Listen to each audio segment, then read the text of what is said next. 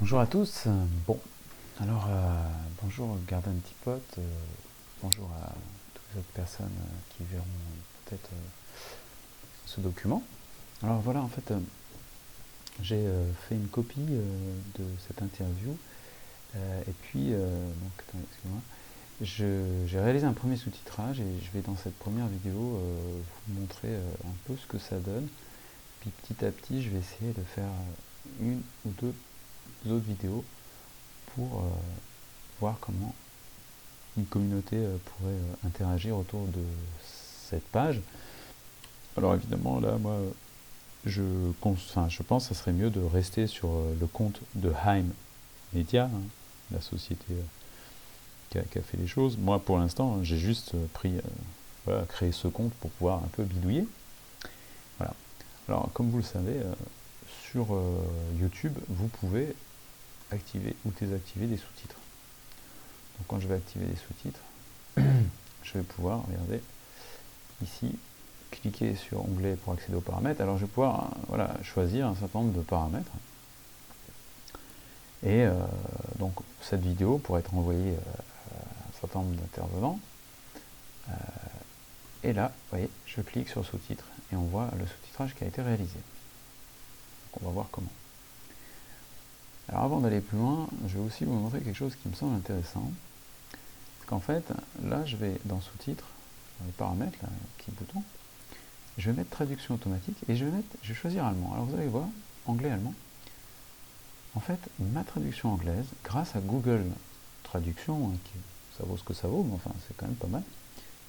Qu'est-ce qui se passe? Regardez.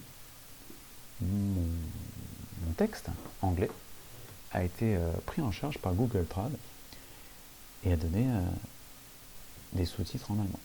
Hallo an alle, willkommen bei Ham Media. Alors bon, bon, ça vaudra ce que ça vaudra, mais je trouve que c'est assez intéressant, étant donné qu'on peut quand même, par exemple, choisir une autre langue. Hein. Ici, vous voyez, hop, traduire automatiquement. Là, je vais mettre arabe.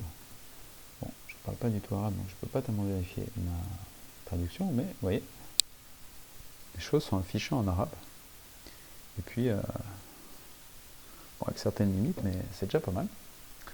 Et voilà, là, on peut faire ça en 186 langues. Hein. Donc, c'est pas mal. Donc maintenant, je vais me remettre en anglais. Hein.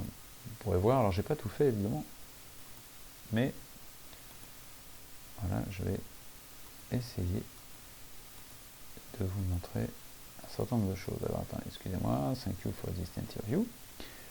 Donc voilà.